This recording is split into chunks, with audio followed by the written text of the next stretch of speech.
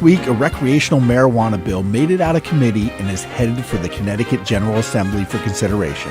The bill narrowly passed by a 27-24 margin, with 25 Democrats and 2 Republicans voting to move the bill forward.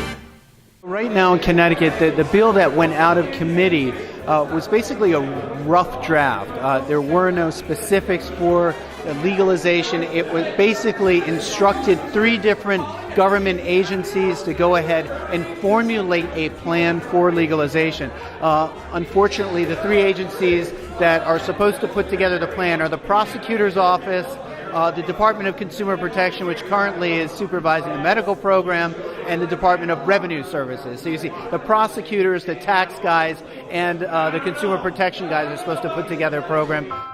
Connecticut citizens overwhelmingly support ending prohibition. An October 2017 poll conducted by Sacred Heart University showed that 71% of Connecticut residents support regulating and taxing marijuana for adults, but the legislature has been slow to act. Unfortunately, the way it seems like is there's a disconnect between the individuals and the state residents that were being polled and the representation up in Hartford. Despite being the richest state in the country by per capita income, Connecticut is facing a $3.5 billion deficit over the next 2 years. The state's biggest city, Hartford, is nearing bankruptcy, and there has been a mass exodus of people leaving the state over the last 3 years. With these financial woes, the Constitution State has been proposing a variety of ways to increase taxes and fees, while the obvious answer is right in front of their face.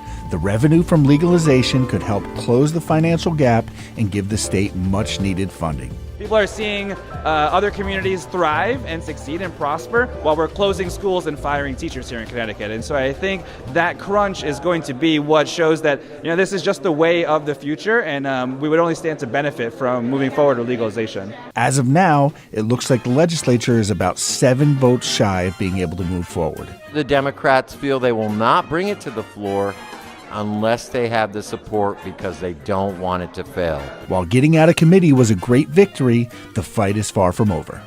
We are closer than we have ever been in Connecticut. For us to be able to get it out of committee and onto the floor of the legislature is a big deal. We have elections coming up, so the next year's legislature may be a whole nother different makeup, and we may have to start all over again. So right now in Connecticut, this is the time